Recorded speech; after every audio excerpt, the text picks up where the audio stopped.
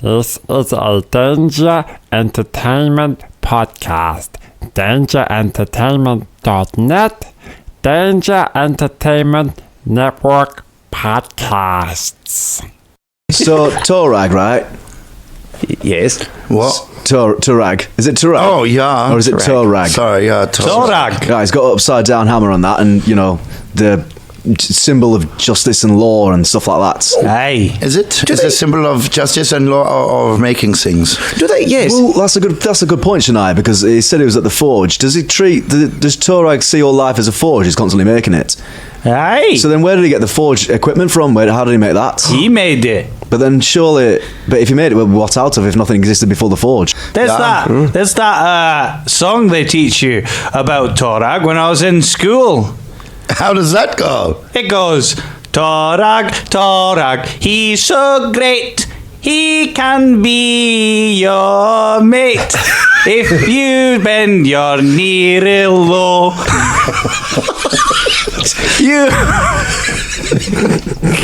you will see a right good glow from the Torag's smithing hammer. Don't you ever be a downer. For we love Torag, Torag, he is our man. Torag, Torag, he's a man. He's not a man. I mean, I think this raises serious questions about the dwarven public school system. And then there's the other one they taught you about, smithing as well. Because in school you had to learn how to smith, and it was like this: bang, bang, bang. We all bang, bang, bang, bang, bang. We want to bang. You will bang this, you will bang that. But if you if you bang that, you'll get a smack. Bang, bang, bang. This just sounds like an advert for the banging hammers.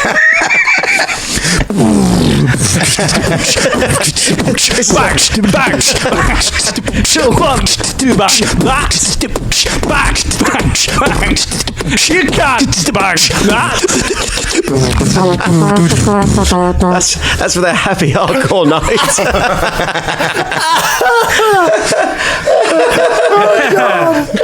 Oh, Yeah. Oh dear. Gravy. School songs. Folton school song. It's so ridiculous. Previously on the Danger Club podcast. The very first second edition Danger Club podcast. I would like to shoot Drake. I'm going to call him on my short bow. So I'm trying to think of other ways to rather than drain. That is rules as written. What is wrong with your fox? This is not becoming a thing. I'm not being some sort of skexist. I bet you keg hardly believe it. Grim Optimism nailed it. You were like, look over here. Fired 2 arrows nowhere near it, and then gave it the eye. Is it always like this for you lot? Hey. The adventure continues now.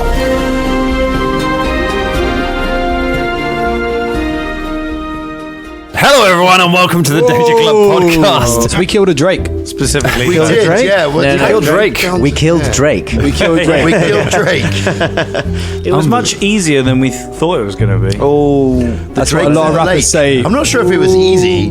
I did take half my hit points off. Yes, so, yeah. and I've lost half my hit points. Exactly, in fact. Ooh, isn't that fun? Exactly half. So all these hit points that Pathfinder 2nd Edition give you, do you know what I mean? They just take them away. Doesn't mean, Yeah. I mean, shit. What I'm finding out as well is without feats, that whole you can attack 3 times in a round. I mean, only do it once, really, because as soon as you attack twice, the penalties make it basically unworkable, because it's so unlikely you're going to hit a second, definitely not a third time. the third one is a natural 20. Karagor catapulted a tree's worth of wood at that Drake, and a few of them hit good, but not as many as I launched, quite frankly. No, those second attacks are always going to be difficult. If you've got agile weapons, it becomes easier. It's all melee, isn't it? And you get agile ranged weapons, do you? I don't know if you do or not. I don't think you do. You do with my hatchet is an agile, and you can throw it. So throwing weapons, you can do that with. But also, I think it's one of the things, as we play it more, we will get more used to the various things that you can do. Also, you're going to unlock more abilities. You're going to get more special abilities that you can start using, that you will use those actions up. And we'll get better at using things like combat maneuvers and skill checks and athletics checks, things like that. Sorry, I was just going to say, being prepared as you come into something. Obviously, I shouted out a warning, and yet still did not have my crossbow out, which meant that took up a whole move action. Which was debilitating to say the least. It was. What you want to do, Drum, is have your a ranger ability, which you get to not only announce the prey but tell everybody else what the prey is and what its weaknesses are. Oh no, wait, I forgot. You do actually have that character. That was your character who did it first in the Plaguestone game, Keevan. I'm missing that, aren't you? We all miss Keevan. Yeah, I am missing that. I think something else that we learned from the one shot is combat maneuvers. I mean, you mentioned it there, and it was after, especially for the melee characters. Just a note: there are lots and lots of things you can do, and I think they're much more important now in this system, like tripping and disarming and all that kind of stuff, which we've never really bothered with, but it's really, really useful. You're free to move around a lot more in this as well, because that attack of opportunity isn't such a big thing now. So you can use. It's much more likely that you're going to use your abilities to move from enemy to enemy. Hit one enemy, move somewhere else, hit another enemy, move to a friend, defend them. You can raise shields. There's all sorts of extra little bits that you can do. Shields. If you're well prepared, but being prepared does help, of course. Can you hide in a barrel? Yes, you can. That's all I care about. There you go. Dwarves in barrels. Yeah, can you hide like 20 dwarves in 20 barrels and then slide down into a river? No, weirdly, you need 21 barrels to hide 20 dwarves because they always insist on one being empty as a wild card. Yeah, sure. They're pretty crazy as that one. We'll get you in a barrel. We'll get you rolling down a river. Don't worry, we got a couple of months on this boat. Rolling down the river. Well, you literally said. I did. I brought that one on myself. You did. For shame. A lot of pain down in New Orleans. So how are we all feeling about our new abilities? I was going to get my Tina on then, but I might step back. Sorry. How are we feeling about our new abilities after one combat? Didn't really get a chance to use them. No. The flaming sphere is more powerful. Flaming sphere is pretty good. I think it's actually more powerful. That's pretty good. I think it's pretty good. Just flashback from that as well. Captain Gumbo came out and said, "Thank you very much for saving my boat," as he saw a massive hole with acid on the floor and also a flaming sphere rolling around, setting fire to everything. So I didn't use flaming sphere because of the fire risk.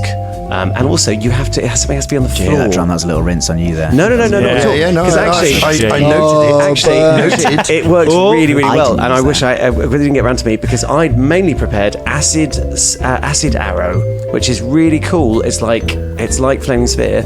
Only the first thing that you said was like, oh yeah, it's resistant to acid. Oh, cool. That was my one shot. But it's a good thing we found that ties in nicely to what I like about my abilities, because I found that out through my Monster Hunter thing. That was great. Which is actually quite useful. Yeah. I think I said in situ, I wasn't sure if I was taking it or not. I was looking at there was a whole thing where I didn't know if I was going to start with Rogue first or Ranger first. I've ended up going Ranger first and then dipping into Rogue. And then comparing the first level Rogue feats to the first level Ranger feats, I was like, wow, Rogues are cool. At first level, they've got so many things they can do. And compared to Rangers, it didn't look as awesome. But, Monster Hunter turned out to be okay. So Monster Hunter is a great ability. I really like one.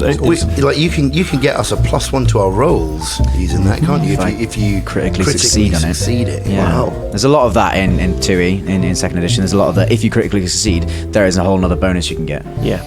I quite like that because it's fun to know what the monster you're fighting is. It's quite good when you've got some, especially for radio like this, it's good if you can have one character who can just say, this is what this thing is that is in the room at the moment.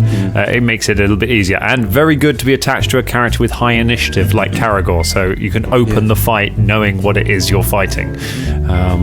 Would have been really useful against that junk golem to know in advance everything it could do, and maybe if that had happened, Well, no. No, actually. no, I'm going to it's stop all you right. there. Go on, No, say I'm it. going to stop you there, Dan, because the fucker was immune to like adamantium was its weakness. James did find out some Adamantium. stuff, and you told us his name and the fact that he was immune to our weapons. And it was just like, cool, that was useful to know. But you could have found out some of its particular strengths, like it had a particular strength against Folton's cowardice. It allowed it to transfer damage from Folton to MZ.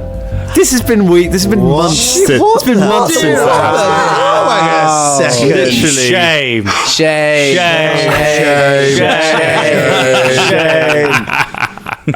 Oh, it's been months. People have forgotten that character was even in the show. I'm still enjoying it. We're going to have to do this to all of Dan's characters that he creates, and then we kill them. We're going to have to be like, remember that Imagine when Drake. Gumbo See what Dan's trying to do is Yeah. he's trying to like slip a bit of doubt into Fulton there to make him it's a long game. It's always been into a the long players game. like, oh shit, was it my fault that M died? Like That is literally Fulton's character arc right now. Exploring that. This is Captain Gumbo nervously locks himself in his room away from all of you. Will not have my goblin captain. So we are on our way first to Skelt, and then along the long river, past Last Wall, along to get to Lake Encarthen, where you will finally reach Tamran, the city that you are heading to, where you know that Freya Axeborn was heading with a fragment. A fragment of what? You do not know. And you know that somehow the cult of the living god is involved. There's quite a lot going on there, but first you have to get there. You have made it through Bloodsworn Vale. It takes you the rest of the day after you get up, after you've defeated the Drake. You dine on highly acidic Drake meat for your breakfast. Breakfast champions, bit of mate. reflux. do we get any hit points back and stuff? You Dan? do. If you're able, nothing happens, so you're all able to rest throughout the day as the boat makes its way along. So you all effectively get 8 hours of rest during as you travel, which gives you your con modifier times your level in hit points, except for Shania, for whom I believe it gives double that. Yeah, it does. Con times level. Con modifier times level. Yeah. Sorry. So, So if we had or that, level times con modifier, like you do. if we had that thing for breakfast, does that mean we had Drake and sandwiches? Sandwiches. Come on, Very nice. Drake and eggs. good. Nice. Very, very nice. It's probably quite nice that, you know, it's probably like a sort of like auto ceviche. Like it's already got the sort of acid in there, so you get it. It's sort of just partly cooked. Yeah, it'd be sort of like eating bacon and licking a battery at the same time. It's sort of like zingy. So you all get some hit points back. You all get your spells back. And you are not troubled. You do see other drakes as you're going. It seems drakes are endemic in they're indigenous to Bloodsworn Vale, so you see them quite a bit. However, it seems like most of them have noticed what happened to the one drake that tried to prey on your boat and have decided to give you a wide berth for the rest of your journey. I am now just imagining loads of drakes. Is Folton like wearing its head and walking about? Is that sounds like a sort of Folton thing to do, just to ward off the other drakes? Just the acid from it. I'm a drake. No, that was old Fulton. Yes. Don't wear it anymore. No, that's true. Someone hasn't been listening. No longer. A lot's happened since then. Has it though? Well, it has in life. Yeah, that's true. It's been a while. Boomtown. Yeah. So, you make your way out of Bloodsworn Vale. Eventually, the fields of roses are left behind, and you make your way through the cliffs, through sort of rocky territory. It's quite barren where you're travelling here, along some rapids after a while, which you will have to cling on very tightly as the boat kind of squirms its way through them. Gumbo loves that. He goes, I love the rapids. If you wanted to know what a goblin sounds like when they like rapids, it's something like that. Do you know what I had? I'm glad. Velder drains gin a bit more. Shut up. No, this is not a thing. I love gin dearly. When you drain gin, does he open his mouth and sort of do like a silent cry, or do you have to extract it from you like tickle his him under his pores? chin, and he looks really happy and pleased and that's it. And does the blood come out of his mouth then? No blood. No blood. It is purely harmless magical energy that I put there gently by stroking him for an hour in the morning. Gently, You have a putting stroke magic for an on hour it in the with gin. morning. With gin, yes. With gin. I mean, yeah, breakfast of champions, mate. There is a war going on around this table for what the first fan art of this. Simon, don't disappoint us, Simon. Simon, you can see the image, Simon. Come on. I do not. It's another jam, Simon. No, it's not another jam. And I'm sure that no one around the table wants to condone animal cruelty because that's not what I'm putting forward. Kill Gin me, is well looked father. after. Yeah, as Jam was a whole different other conversation. And for those of you who are not listening to the Polar Plague Stone, you listen to that and you'll understand about the abomination that was Jam. So Gin's fur's falling out in patches. Yeah, he's turned inside out. He's basically like, if you've ever seen The Thing, he's like the dogs at the beginning. Yeah, that's right. Finally, after you spend an evening asleep after the rapids, you camp by the side of the river. Get back on the go the next day, and sometime mid-afternoon you round a rocky outcropping and you see the city of Skelt laid out before you. Skelt is unlike anything you've ever seen before. The entire city is built upon an enormous bluff, a big towering pile of rock with the city right at the top of it. It towers high above you. Water-powered elevators rise up and down the side of it. You can see all kinds of dwarven engineering at work there. And there are a few ramps around it that wind their way up the side of the bluff that provide access to it. However, you can see multiple drawbridges on all of them. So were the city to be attacked, it could simply open it, turn off the lifts, open the drawbridges, and there would be no way up onto the top of the bluff. There is a small industrial-looking dock at the bottom where the river winds past the base of the bluff, and there are lots of ships pulled up there and barges. Various tough-looking stevedores unpacking the ships. Captain Gumbo guides the boat up to one of the jetties and pulls it. He goes up to the thing and tries to toss a rope over to the side, but he's too small to successfully throw the rope. Hey, Folton. Hey, Folton. Hey, Folton, help me throw the rope. Okay. Make an athletics check. I just like making him roll dice.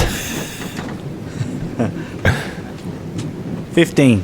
You successfully fling the rope over to the side and catch the dock and pull the boat in and tie it securely. The boat is now pulled up.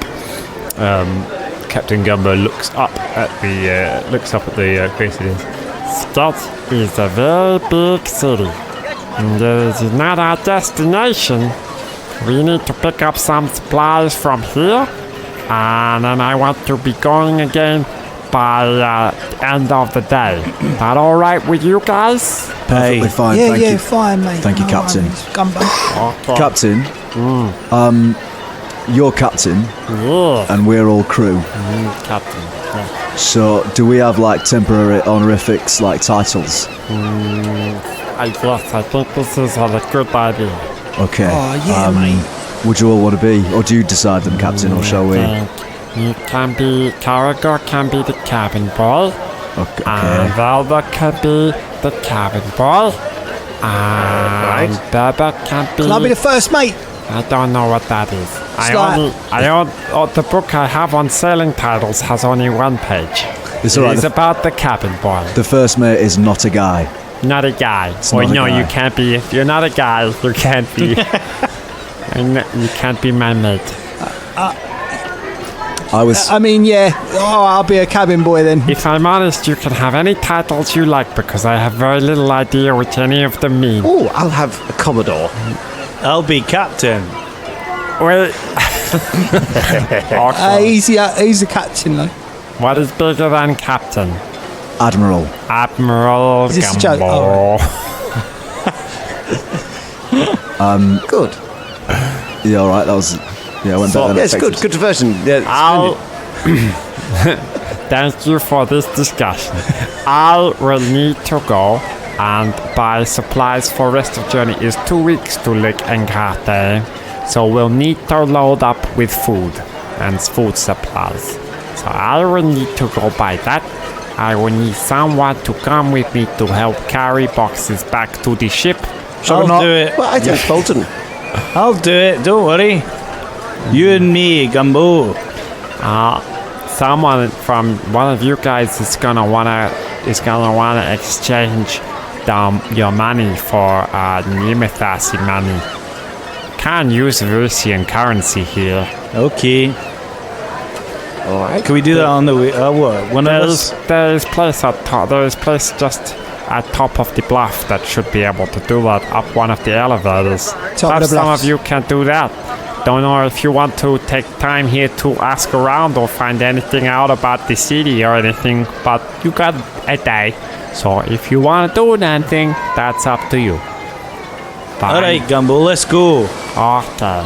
We are friends, Captain Folton and Captain Gumbo. Hey, Captain.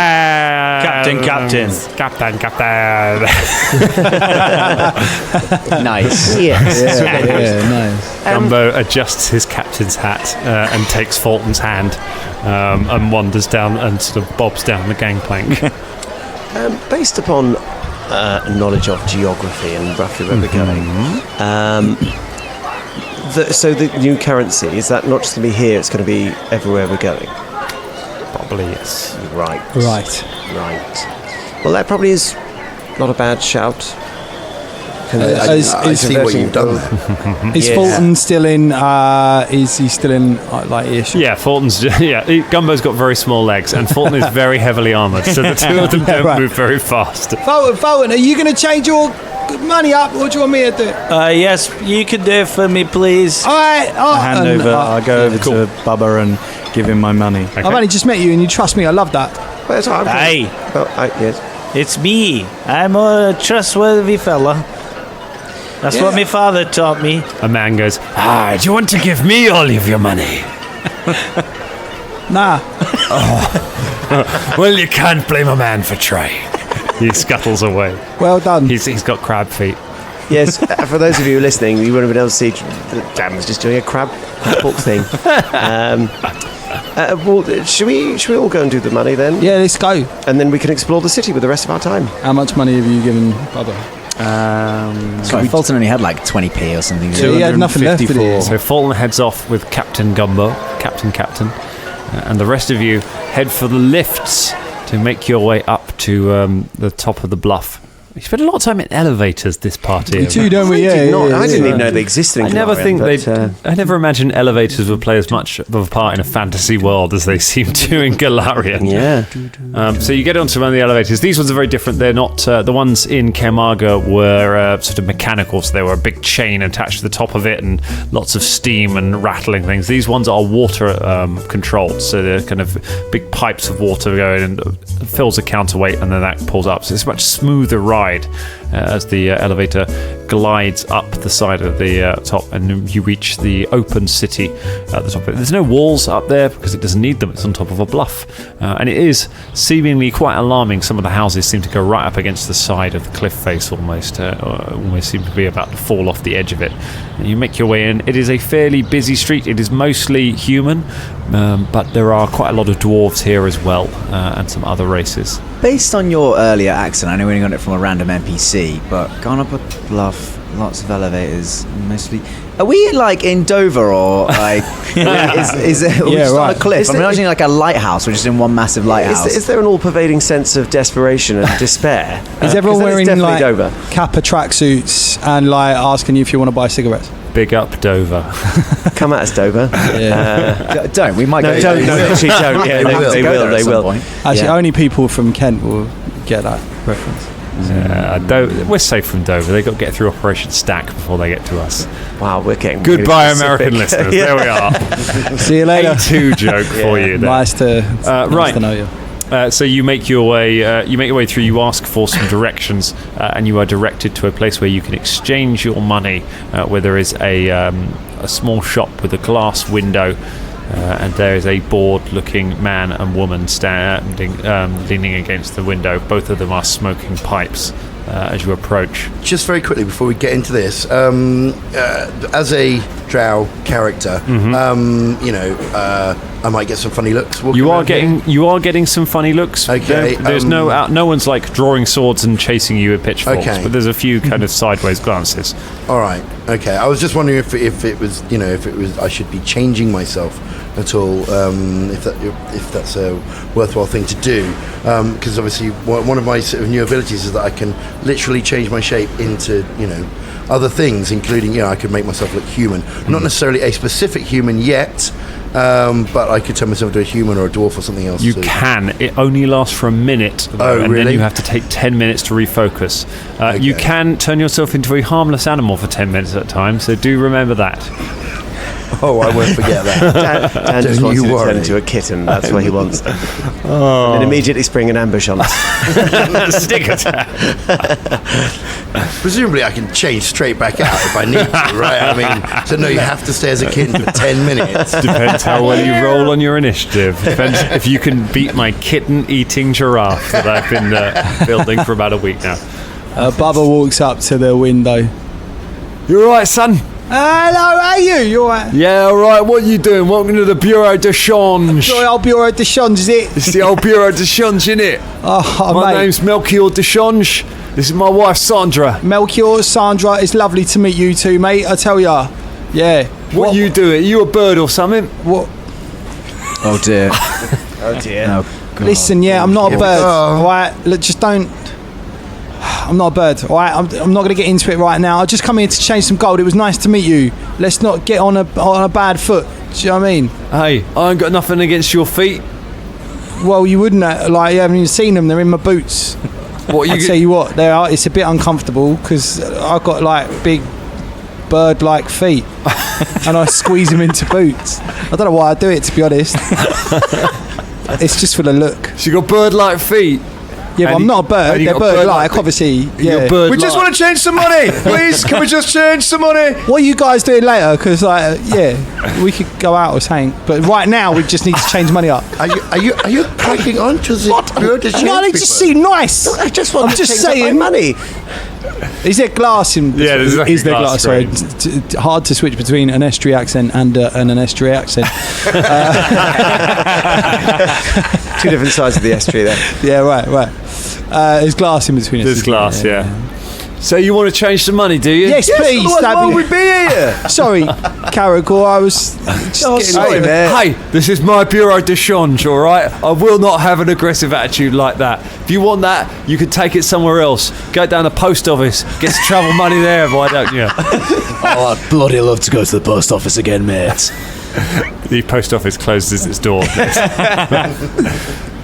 All right, let's see how much you're looking to exchange. Now, I've got two transactions here, right? Can I do them separately? Because some of it's my money, right, and some of it's someone else's. I don't want to get it mixed up. Play a fantasy podcast. Bloody Escape hell. all the mundane realities that you exist in. Leave them behind. Be whoever you want to be. Do Right, magical adventures. Can I get First up, I've got like 254 pieces of gold. Bloody hell, you got Carmarthen coin in there? Can't use that nowhere, can you? That must be why you're here. These days, yeah. It's got holes in it. I know. It's ridiculous. I put one in a vending machine the other day. Didn't get any elven M's. What? You never seen a vending machine? No, I've never seen a vending machine. Oh, they're brilliant. You must have had elven M's though. What? You don't know what a vending machine is, Velder? He knows what elven M's I are. don't know what a vending machine Is that what you meant? A Velder machine? No. You got to try elven M's. The elven M's. They're great. That is a lovely The snack. peanut ones are the best. Yes. I don't know what the vending machine is though. I presume it's some sort of goblin. You put money in and then like something falls out and it's brilliant. No, I refuse to believe that this exists. What? I roll a will save to disbelieve that and make sure we never discuss it ever again. I think I know of one. If you want to find it in the city, I can give you directions if you want to go hunt it down. Karagor Nice makes one, it his son. quest to destroy all vending machines. So it would be avenging machines. The bit was worth it. Oh, It was well worth done, it. everyone. Good. All right, so 254 bucks. You'd think with it just being copper and gold and platinum that you would just be able to use it anywhere because it's the same precious materials. But of course, obviously, you've got to exchange it when you go to a new country and then probably never do it again. That's what I would say. So here, I'll take all of this first edition, Caremark money. Let me give you all of this exchange for that. So he exchanges some currency for you. Yeah. It's like, Sandra, bring us some of the local Nimitharsi currency. I'm going to go and smoke. He is currently already smoking. He takes out a larger pipe and then goes around and to the back of the Bureau de Change to smoke. Sandra counts out the coin for you. So basically, you get all of your coin back, but the total is divided by 10. So it is the same value, but you are effectively crossing off whatever the last digit is, and that's what you have it. Because money in Pathfinder is worth a tenth of what it is. No! Basically, everything jumps across. So it's just gone from 1,000 to 100 gold pieces. That's right. But everything is much cheaper. Like you can buy a full suit of plate mail for 30 gold. True, yeah. But what about if you've got 2 platinum pieces? 2 platinum pieces, they become 2 gold pieces. What? Yeah. Wow. Yeah. Because the platinum piece is worth 10 gold pieces, so a platinum piece is now 2 gold. 2 platinum pieces is 2 gold pieces. All right, lads. So effectively, all this of your is the worst exchange bureau ever. It's all right, Velder. There's only 2 of them. All right, they've got that glass wall in between them now. I reckon if I can crack that, let's get him. I'm going to suspend all morals. This is outrageous. My middle-class wizard instincts are kicking in, and I'm a towering, raging inferno. All right. Nah, says Sandra. It's because Caremark money's just not worth nothing anymore. It's because of it's Brexit, innit? Brexit. Did they try and leave the Galarian? They tried to leave the Galarian Union, and it's just it's a shame. And then you just knock a 0 off. That's probably a mistake, wasn't it, to do that? Yeah, it is. But who talked him into that? Was it that Uncle Gooden? Oh, of course it was. No, it wasn't. I don't know. We're getting too deep into a metaphor. Yeah. We really are, aren't we? I was trying to make some sort of link between him and Boris Johnson. Well, it wasn't going to work. It'd be so good if you just left it unnamed. I would have. I'd have gone into it, but you currently have his head in a bag, and I'm not sure what the legality of discussing that in reference to a sitting prime minister is. So. It was all too Downing Street. It was all too much, wasn't it? So if you've got if the decimal place jumps, does that? What I would effectively say is any platinum pieces you have, say that change those to gold pieces. Any gold pieces you have, change those to silver pieces. Silver is now the main currency. Any silver, change it to copper. Any copper you have, just disregard it. Just round it up to the nearest silver. So all your gold pieces, change them to silver. Yep. Right. And that is basically to get around the problem with sort of first edition Pathfinder, where people would pay for things with bin bags full of gold because everything costs so, like this unrealistic thing that you'd be walking around with sort of 8,000 pieces of gold in your pocket. So how many silver pieces to a gold? 10. There's 10 silver pieces to a gold. So you could just literally take your gold pieces and put them straight in the silver. Yep, that's all. Right. That's the easiest way to do it. Right, platinum becomes gold. Gold becomes silver, silver becomes copper. Oh, I haven't done that. I've just got because a lot of the things in the book are listed in gold pieces price still. Yeah, if you want to, I have no problem with you.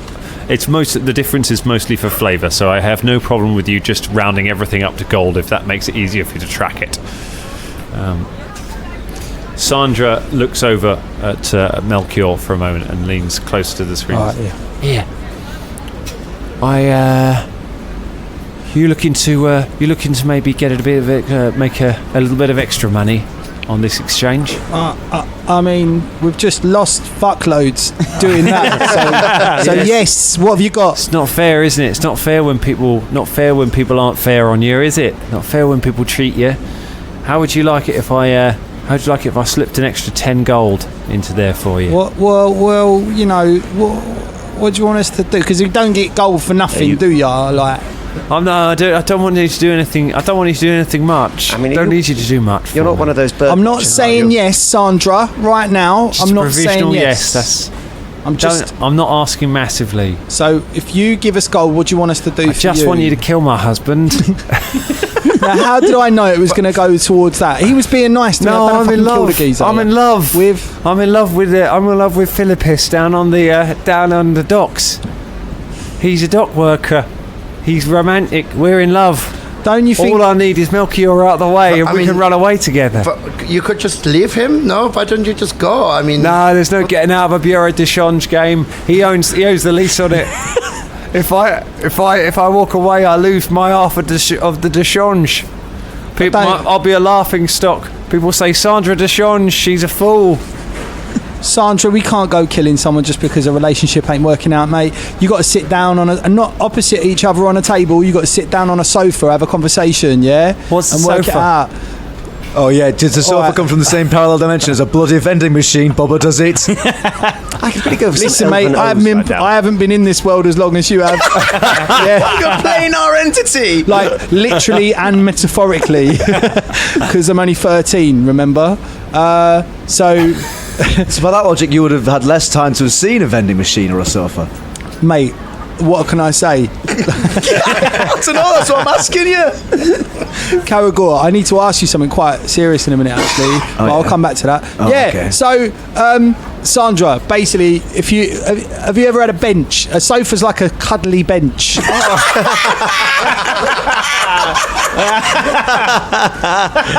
cuddly bench. Available now at DFS, our wonderful new range of cuddly benches. Oh my god, that's the best thing I've ever heard. Generation game. And if And you a have- cuddly bench. And if you haven't got a cuddly bench, right, you could just sit on a you know, or you could get two stools. It doesn't matter. Just don't sit opposite each other. Sit next to each other. Work it out, you know, and you'll be fine. Are they cuddly stools? You can get cuddly stools, yeah. Have you ever seen them? Bloody hell. No. Right next to the vending machine. Come out, cuddle you from behind. It's really fucking creepy, actually. Yes. Oh my god. Fine. Well, I guess I can find another use for this 10 gold. Sorry, Sandra. Yeah. Do you want to kill my husband? No. Karagor looks around. No. Looks at the gold Imagine he just again. went, yeah. No. No. Are you gonna? When we leave, are you gonna offer the next bunch of armed people that come in 10 gold to kill your husband? Yes. Oh. Yeah, you can't leave him alive now. He'll tell everyone about your crimes. See that? Now that's, She immediately starts looking from side to side like she realises this might not work. She has a tell. you're not. I don't do that. Just have a chat with him, like Bubba said. Make a diplomacy check. Bubba, you can make a diplomacy as well. Thank you.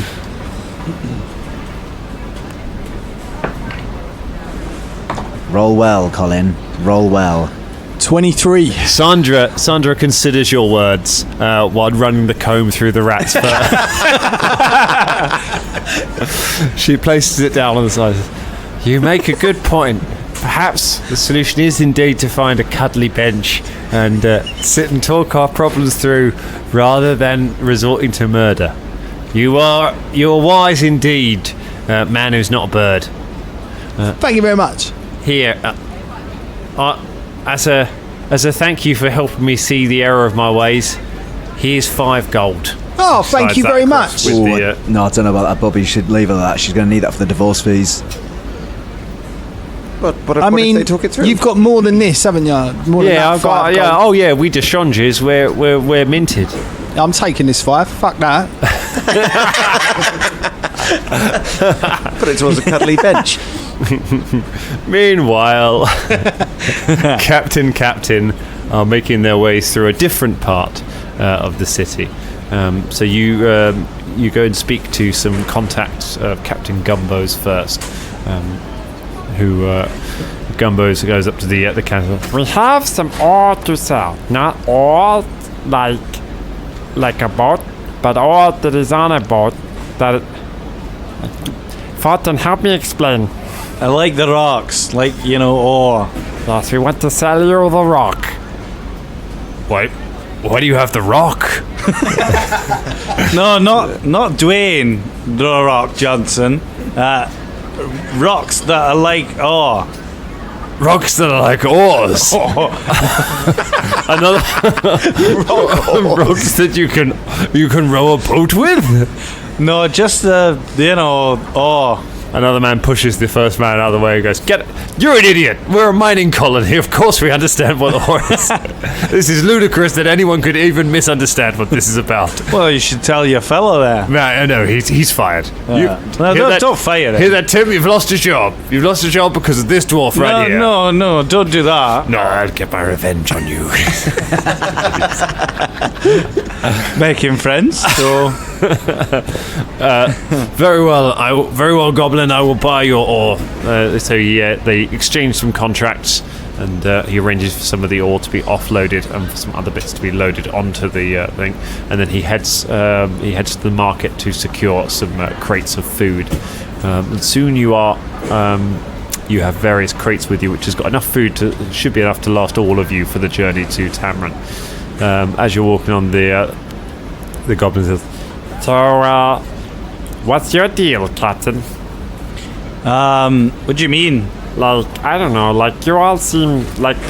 I find you just wandering around the docks, and first of all, you're not enough guys, and then the Birdman comes along, and he's a guy, and now you're 5 guys. And that's not like 5 guys, like a burger joint. That's no, that's a different thing. Like on a ship, and it's just like none of you seem to be like friends, but sometimes you're friends. One of you talks to a monkey, and the others talk to a monkey like they think he can understand them, but I don't think it does. It's just pretty strange, you know, Captain? Well, you see, we're not really friends. We're more family, and in families you fight, and sometimes you hate each other, but there's still this love, and at the core of it, we all love each other. We die for each other, and one of us did. My best friend, MZ. Oh. And I've only just learned that, really, that these... You only just learned that he died? No. I mean, I was just so let me finish first. Sorry. I've only just learned that, families are really important. I sort of left mine behind without actually thinking about them. Oh. But these guys are the closest thing I've got to a family. Especially Karagor and Velder and Shania. Especially all of them, actually. But especially Velder. Velder, he's a misunderstood fella.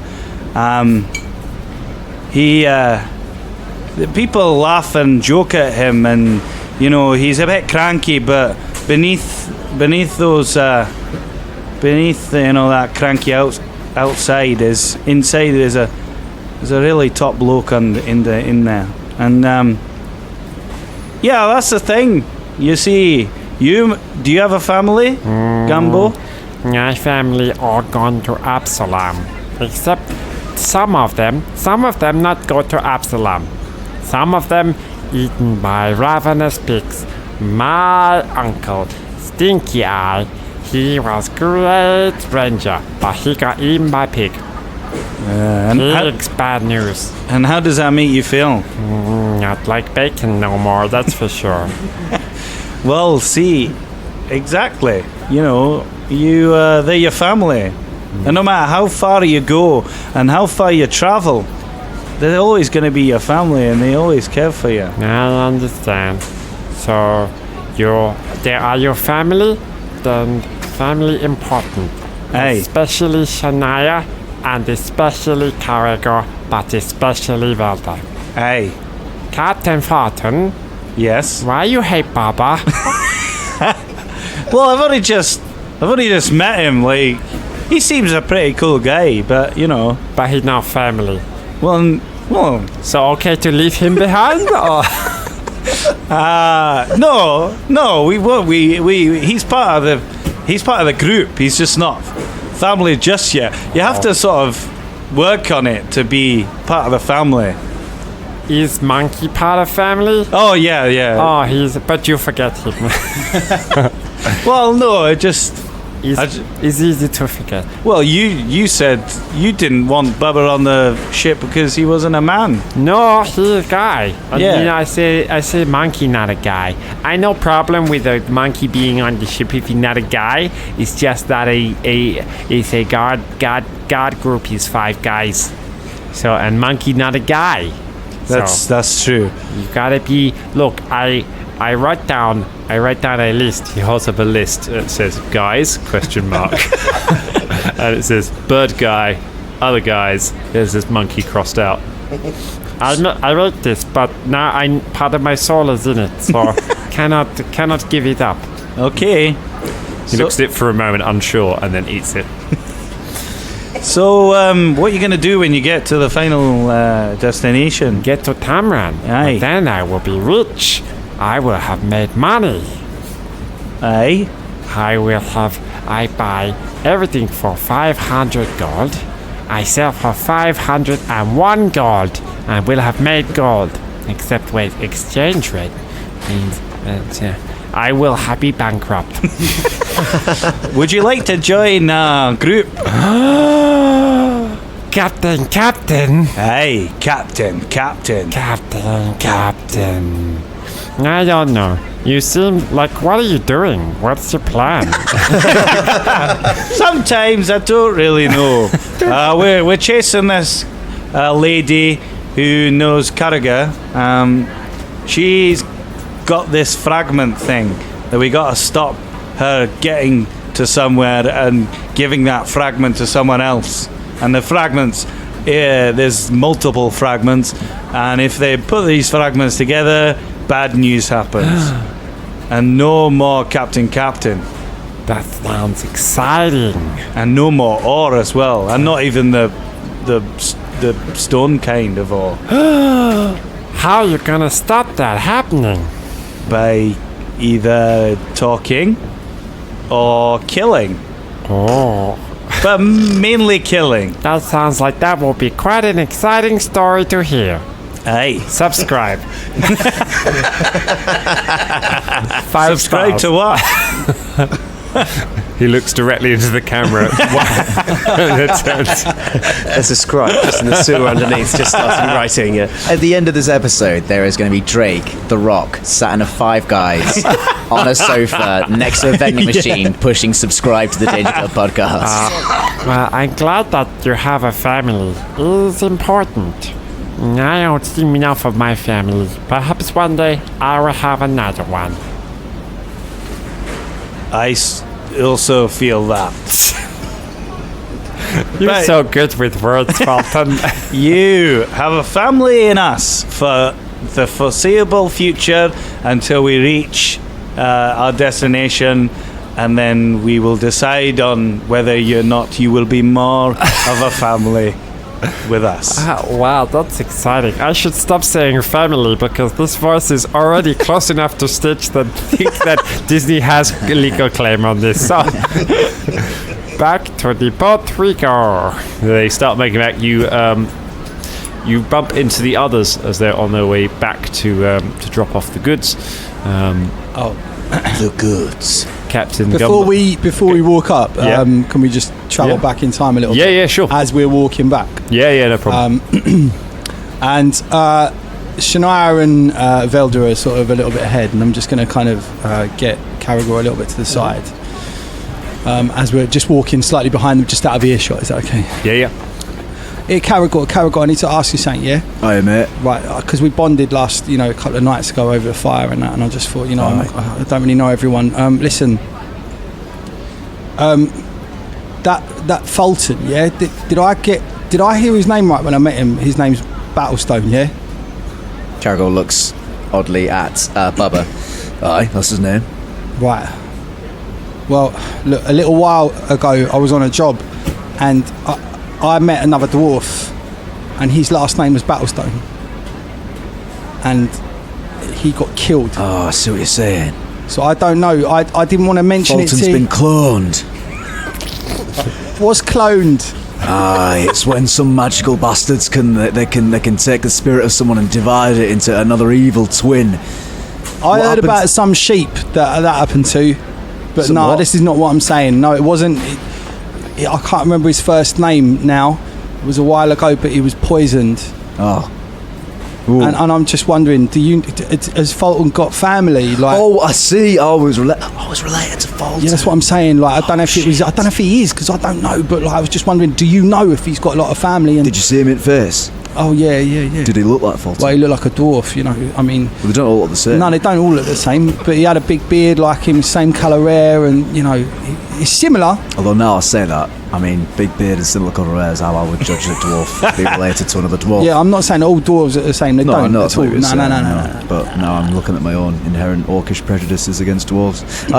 Yeah. We need to check our privilege. Yeah, like if I was playing like, you know, some kind of game and I had to create a dwarf, then anyway. I mean, if you saw another like person like me, if you saw another like, you know, Tengu running around, well, yeah, like, there's another Bubba. Like, I mean, I wouldn't say there's someone who is definitely related to the Bubba that I know. No.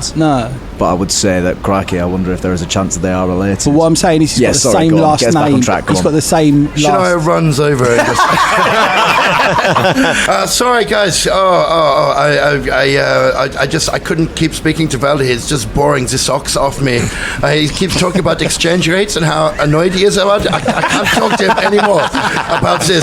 So, what are you guys talking about? Oh, well... we are... Is it okay?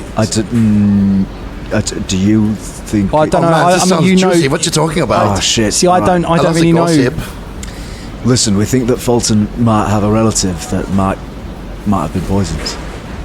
Either that or Folton's been cloned. Either of these things is very exciting. Shania, do you know much? Yeah. Do you know much about Folton? Because he left his family behind. I think I was in High Helm, wasn't it? That's right. Yeah. So I mean, I thought that they were all still in High Helm. So. Where were you, Bubba, when you saw it? Somewhere. Where was I again? Well, that narrows it down really helpfully. Where was Bubba again? You were in Etron's Folly, which is a town. It is in Nirmathas, so it is in the same country that you were in. So not too long ago. This would have happened a couple of months ago for you. It was like 6 months, wasn't it? Yeah, we kind of established. Yeah. So I regale that information back to you. Etron's Folly. I don't really know it. Okay, right. Well. Do you know about his family? Do you know what his family like? I mean, he had a brother, I think. Just one sibling. His mum died giving birth. Yeah. And, so it's quite... Well, he did manage to talk to her. Mostly brother and dad. He did manage to talk to her before, during and after that, I think. That's what Folton said. He did? Yeah, he was quite clear about that. He did have a lot of talk to his mum. Probably not best to get into the specifics of that. No, I'm just trying to... No, I know you're right. I'm just trying to ascertain which ones are alive and which ones are dead. So it could be his father. His father's still alive, So it could be father or brother, maybe? So if he was... Yeah, I mean, I'm not sure about the age, because it's quite hard, isn't it? But and all dwarves do look this... No, they don't. No. Let's not say that. No. Can you believe that I can't find a single shop around here that sells elven O's?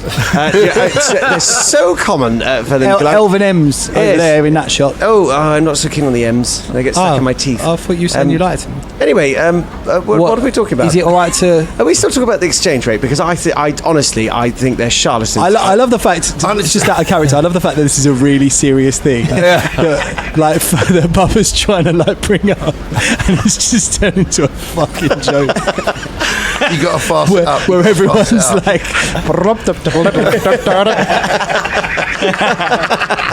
It's the Danger Club. That's what we do. Anyway, what are we talking about? No, it's the exchange rate. Yes, it was really bad, Velder. Okay, just shut up! No, Velder, we're talking about the exchange rate of exchanging one soul into another soul and splitting the body entirely. Would you know anything about that, Velder Cairn Blight? So look, are we saying that he's all right as well? What, Velder? What? He's all right. Listen, look, I'm not up for having my soul split apart. I think we should go and speak to Folton and see. Wait, what's happened? Well, look, Bubba thinks that he might know a relative of Folton's who's dead. Really? And we're not sure that Folton knows about it. I was on a job a little while ago, and basically the team of us that we got taken to this bar by a dwarf, and his last name was Battlestone, and he was poisoned. Well, I thought the Battlestone stayed at home, and that's why Folton went off into the world in the first place. Yeah, but he was saying that he had a brother, and he was saying, I remember him, we had a conversation in a bar once, and he said something about the fact that his brother left to go off and be like an adventurer, and that's what inspired him to leave. Okay, So now this is maybe sounding like it's a possibility. Right. So What was his name? I didn't want to bring it up in front of him because I don't know. I didn't want to. But what was his name? His name was Battlestone. I can't remember his first name. Battlestone. the patriarch of the Would clan. he have to do an intelligence check to remember? Hang on, let me really think about it. No, that's fine. So go ahead and make a wisdom check. So roll a d20 and add your wisdom mod. Could any of us do this? Because we'd probably heard Folton talk about his brothers and his, but I can't remember his name. Certainly Velder cannot make a... Velder has definitely never heard Fulton discuss his backstory at length because Velder... they had a Anyone else might have listened in. Okay, so my wisdom modifier Yep. is 0. Okay, so just a straight This up is why, d20. you know, So make sure you add 0 to that. this is why Bubba can't remember, okay? Okay. It's 15. A 15. So the dwarf that you met was called Dallon Battlestone. It was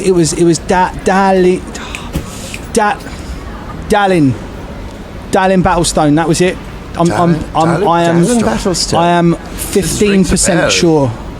yeah, this could Well, be. look. No, wait. No, listen. Now, Fulton's been through a really tough time recently. With the, he's taken MZ's death very hard, and so if we are about to tell him this news, it needs to be done very, very carefully. Yeah, I am not 100% sure that Fisher shares his business. Yeah, I know. But he's only just started smiling in that weird sort of smile he has. But don't you think he has I mean, we can just ask him and see if No, I see what you're saying, Velder.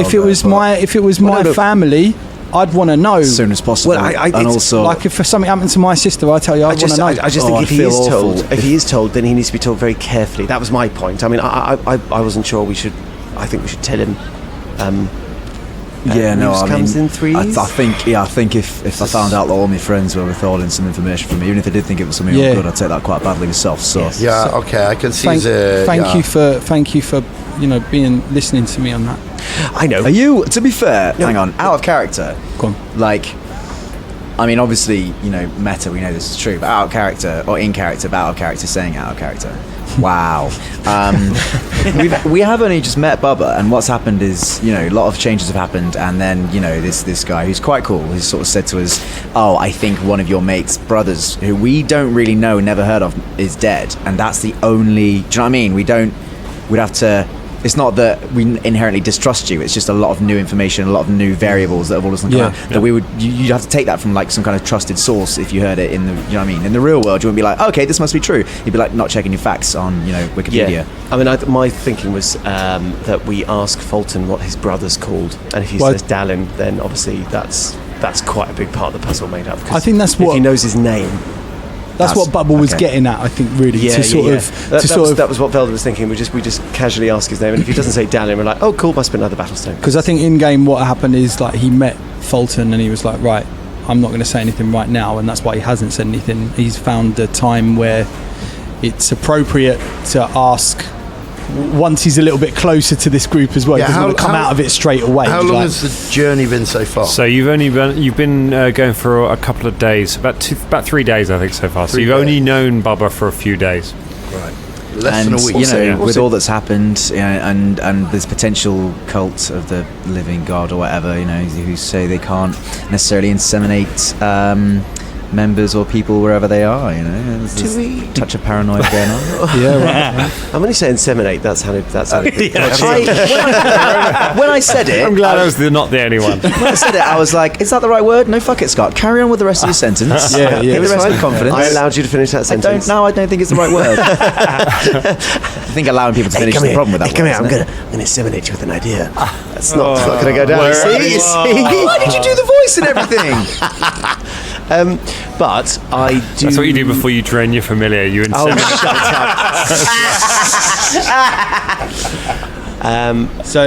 Do we have any knowledge about how common a surname Battlestone is? Is it like Jones? Go to make a society check. Oh, nice. We'll make a society check. You need to be trained. I'm quite This is good at quite that. a particular thing. 18.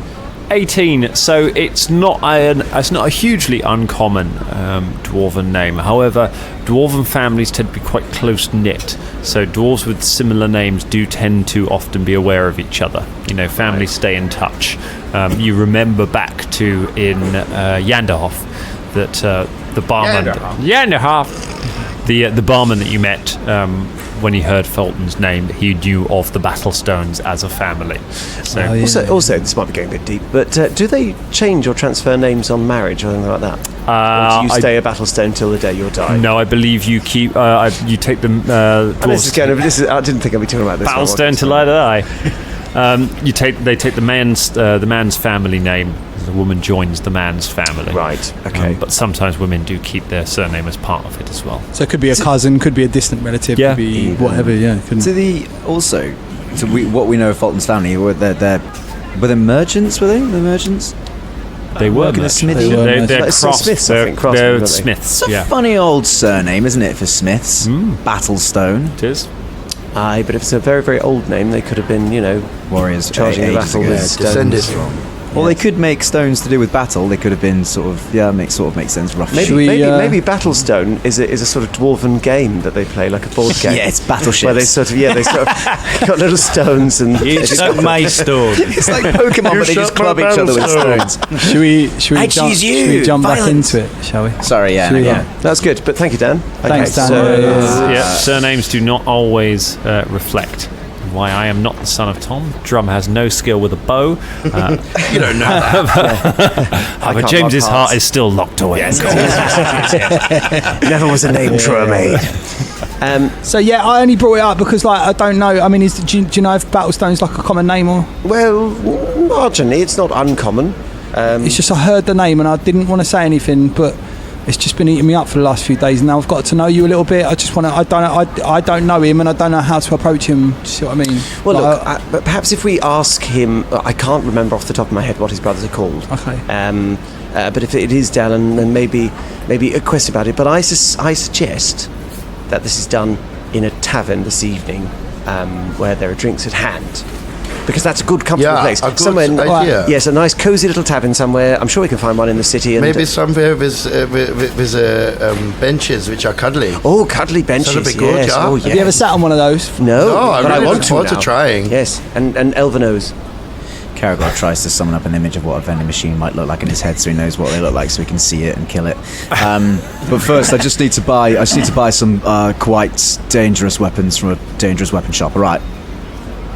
Good. All right. Okay. Okay. So you go and what are you going to go and purchase? I would like to purchase a composite longbow and a pair of kukris. Yes, you could certainly do that. So you go and spend some of your new usable money, and you go and buy those items. So you can add those to your sheet. Scott. Yeah. What does a kukri look like? A kukri, James, is like a long sort of curved knife. It's like a machete. If machete did not a lot of acid, just a little bit of acid. Like like a bit floppy, just a bit wonky. Like Salvador Dali's like melting clocks, but like not quite as severe. They're curved. They've got like one long. They've got no hilt guard or anything like that. Sort of Arabian Nights style. Yeah. Kind of that kind of thing. Okay. Oh yeah. And in second edition, they can be used to trip enemies. Nice. Wow. Nice. Which I imagine you do by like fight, quick slash your ankles, which I imagine does the damage you want to do anyway. If you've hamstringed someone, why would you want to then trip? Or maybe that is unless the they're armour.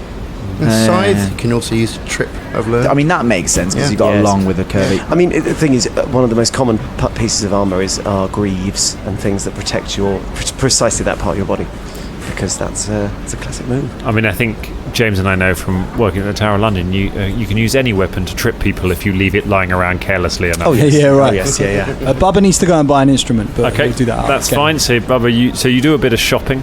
I'm gonna get. Do you want stuff. to? Do you want to do anything else, or just head back? You've basically got time to go and have a drink and some food, and then you'll have to be on your way again. Gumbo wants to get going at first light, so you're not really staying the night. You're just going to kipping. He's not worth buying a hotel room for the night. You just sleep on the ship. Do you want to ask around or do anything else before setting off from Skelt? I do. Sorry. Yeah. I just want to ask about, because is it likely that Freya would have stopped here on her route? So that's certainly what it says in the letter. Then I would like to do some gather information to try and check in the in a seedy tavern. See if anyone. So you can use society or you can use diplomacy to ask around and see if you can find out. doesn't matter. I had to navigate through a garden of glass. Can I do the same thing? Yeah, sure. You can you're all free to ask around if you can find any useful info. So society or diplomacy. So that was this is 23. 23. I rolled really badly and Drum rolled really well. So what's basically happened is Karagor snuck off to a seedy pub and went, can I just... Shania just turned up and went, what my friend meant to say. Velder got 20. But I got 20. Folton got 23. I had some. It was on the tip of me. I can't remember the word for tongue. You find a young man over by the docks, who, as you start asking, and he says, "Hello, you're asking about strange vessels that have been here." Yeah, that is exactly what we were asking about. Did you overhear from this other guy? My name is Philippus. What can I do for you? It's my pleasure to help someone so kind this evening. What do you do? I work on the docks. Oh, a dwarf. Are we together with... Yeah, we're all together now. I assume I did the role. Okay, right. So anyone who has found this one guy. Okay. All right. What do you want to know? Well, we are looking for a woman who has her leg strapped up. Is she a half-orc? She's a half-orc, goes by the name of Freya Axball. Perhaps I've seen her. I will tell you this in exchange for one boon. What kind of boon? Wait, is it a starship named the Bullet? I just want one favor, and I will tell you everything I know. What's the favor? I want you to kill the love of my wife. And that's where we'll leave it for tonight. Oh, murdery Skelt. Oh, Skelt. Skelt. Oh, Skelt.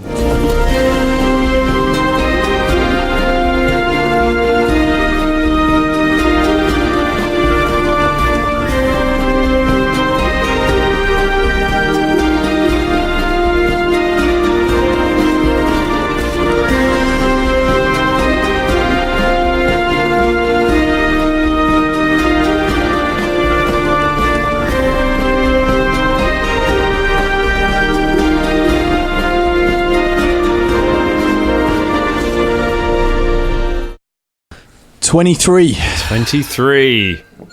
Jesus Christ, sorry guys. This is the thing.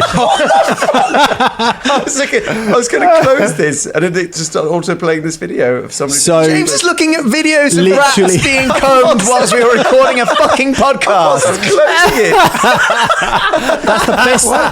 That's the best fucking roll I've made since MZ as well. Like, I'm rolling shit. Tune for it.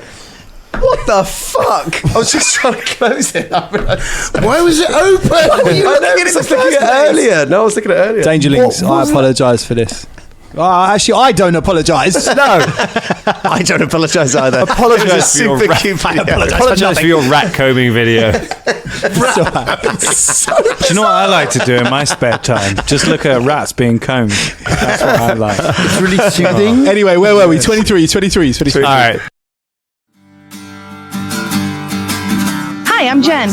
I'm Brian. And I'm Henno. We're three friends that talk about mental health, wellness, and our lives. Through articles and tips, we share what has worked for us on our paths overcoming depression, anxiety, bipolar disorder, alcoholism, and addiction. Come join us on our journey. You can find us anywhere you listen to your podcast. Just search for The Crazy Life. Remember, wiggle your toes and just keep breathing.